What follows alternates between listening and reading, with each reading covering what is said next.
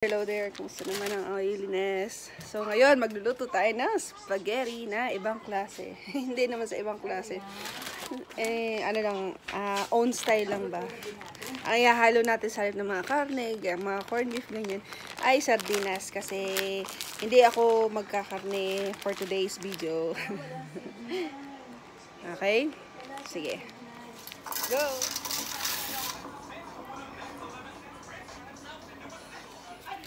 Paano yun naman, ma?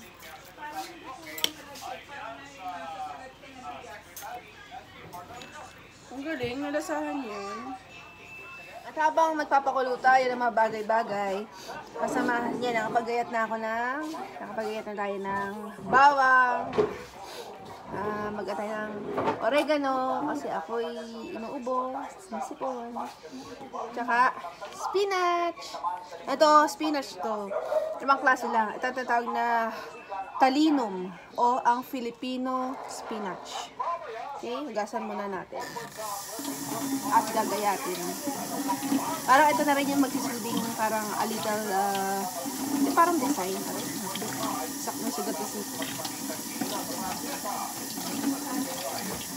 I-harvest po natin to sa mga halaman na ito. Kaya maganda. Medyo maliliit pa ang ating oregano. Pero pwede na rin. Okay. Gantad pa rin. Ayun na yan, ha? Naku. Tama pa rin yung hindian yan. Pwede ba i-cancel, sabi nyo? Kung sakali.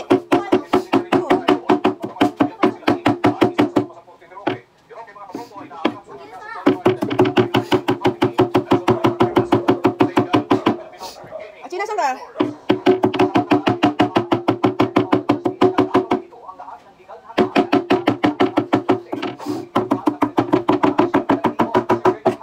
Nakakadagdag aroma rin kasi oregano. Kaya gusto ko lagi sinasama sa spaghetti, sa mga pasta, ganyan. So kung ako kumain ng spaghetti at wala yung sardinas, tuna na lang tayo. Okay? Tuna to you. Tuna to you. Yes. Asa laruan mo? Tuna.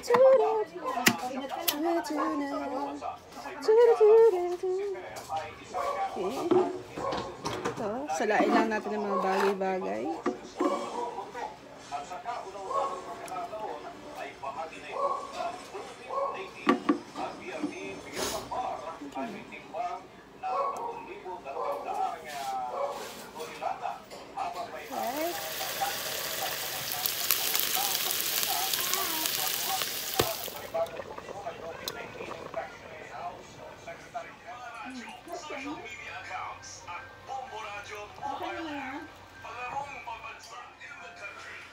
Ano ma? Hindi mo tabang ma? Okay daw.